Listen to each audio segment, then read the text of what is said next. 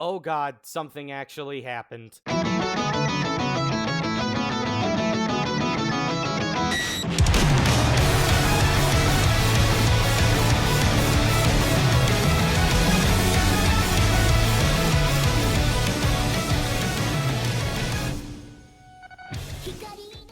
So, yeah, we finally got that -0 trailer, and oh boy, despite how short it is, there is actually a lot to talk about. I'm going to go over just a very quick recap of what happens in the trailer, and then give my thoughts afterwards. So, the trailer starts with what seems to be Americans recapping the events of the previous film, with the American characters saying lines like, "We may get to use it," and "abort third drop."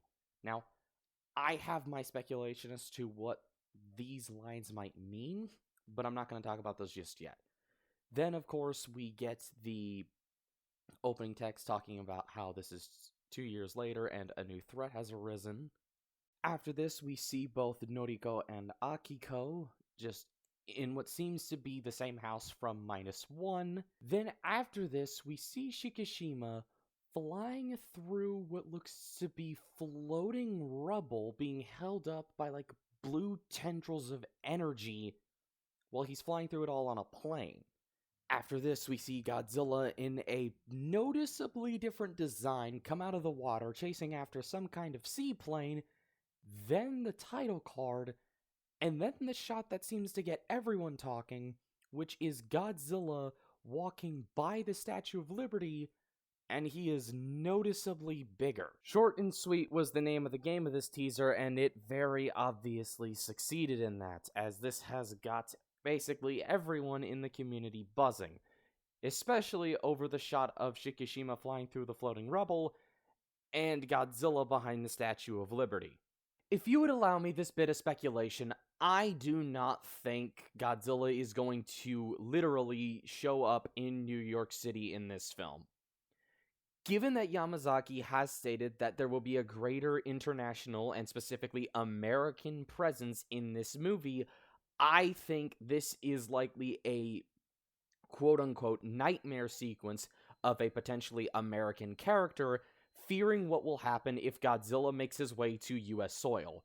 Perhaps this character is a New York native, imagining Godzilla attacking his home city. By extension, I do not think that this is indicative of there being two different Godzillas in this film, given statements by Yamazaki that if he were to make this movie, it would be a versus film with another monster. That monster being a returning monster. As stated in a Toho Kingdom interview that Yamazaki had, quote, "If I were to have a second Godzilla -1 movie, I would want to bring in some sort of diva superstar kaiju that already exists," end quote. Now, as for who the kaiju is, if it is a returning monster, well, for one, I don't think it's Space Godzilla, considering that we are like 90% getting him in Supernova, so we've got to look elsewhere.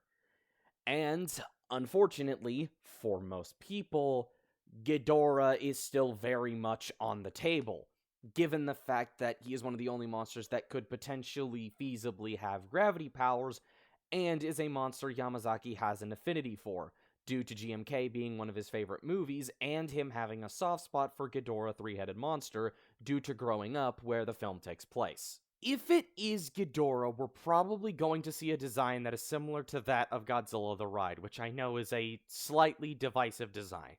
But something that I would like to posit, and this is just a random thought experiment, is due to the fact that the energy tendrils are blue, we could see a design that is similar to some of the old suit designs which showed Ghidorah being blue with rainbow wings.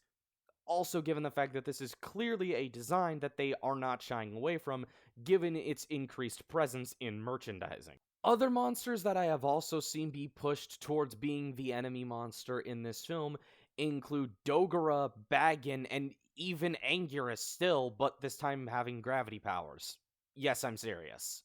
On one hand, that sounds like a joke, but given that they are not shy about giving monsters new powers, as shown with Godzilla in both Shin and the anime trilogy, and even Anguirus himself in Singular Point, It's not entirely out of the question, even though it sounds absurd.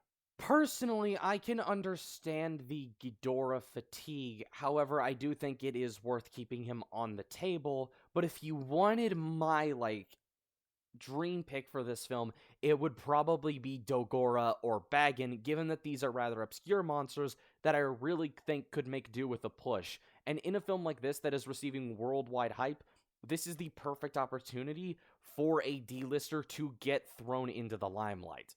Like what is happening with Space Godzilla and Supernova, even though Space Godzilla is more like a B-lister, not Big Five, but still one of the more famous monsters in Godzilla's Rogues Gallery. Overall, I'm very excited for this film, and I cannot wait to see more trailers, which will hopefully reveal more of what exactly we can expect from this film.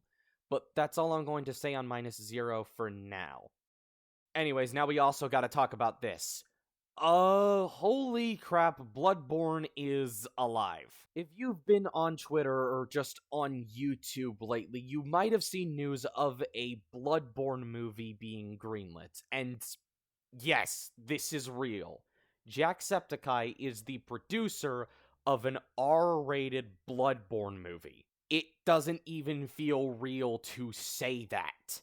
The timing of this movie being announced in relation to Markiplier's hit film Iron Lung is not lost on me, but it is worth mentioning in the video that Jacksepticeye mentions that he has been trying to get this project greenlit for some time now. It's very likely that Iron Lung's success is what finally spurred studios on to actually making this movie. There isn't really much that can be said about the movie for now. We don't even know the writer or the director, and we don't even have a release date. All we know is Jacksepticeye is the producer, it's R-rated, and it's animated. Now, if you wanted me to put on the tinfoil hat, which I'm going to, I think Jacksepticeye being the producer for this movie is a good sign that he has a healthy approximation of his abilities. Jacksepticeye just objectively does not have the experience in just directing and making stuff like Markiplier does, who has stuff like A Heist with Markiplier, In Space with Markiplier, Edge of Sleep, Unus Annus, and now Iron Lung under his belt. However, Jacksepticeye does have a good skill set in planning and organizing stuff, which just so happens to be exactly what producers do. I think it's very likely that Jack is going to put a heavy emphasis on getting people who care very deeply about this project or are competent in their work to make this movie as good as possible. I really wish I could say more about this for now, but unfortunately I really can't, given that that's genuinely all we know, plus some speculation from me. But I will surely be making videos on this as it goes on, as Bloodborne is one of my favorite games ever made. The final thing I will leave you all with is the same thing that I say anytime I see people talking about movies that have yet to come out, and that is to manage your expectations smartly. These movies will not please everyone. The way Godzilla is animated to move is a deliberate design choice meant to showcase the weight and clunkiness of his new form by contrast to his original form in the opening of -1. If that bothers you for whatever reason, you're probably not going to like the movie that much on that front. If Ghidorah being in this film is going to bother you because you are so fatigued by his saturation in modern media, you're probably not going to like the movie that much on that front. If you are so ideologically rotten to your very core that you believe Yamazaki is making war apologia with these movies, then you're probably not going to like this film. Also, do us all a favor and just get out of the conversation. The same also applies to the Bloodborne movie. If it doesn't go in the direction that you really wanted it to, and it doesn't cover what you really wanted it to in Bloodborne, because Bloodborne, to be fair, is a pretty substantial game, then you're probably not going to like the movie that much. Bloodborne is a fairly sizable game that has multiple endings as well, and this movie is only going to have one ending, so it's not going to cover all your bases, regardless of whatever ending that you personally prefer. I'm just asking that everyone be mindful of their own expectations, and don't let them get the better of yourself. That's just going to bring more harm to the discourse. with that said, I've been Kaiju Kuru. I hope you all have a good morning, day, afternoon, evening, or night, wherever you are. Drink some water, hug your mother, and I look forward to whenever I can bring you all more updates.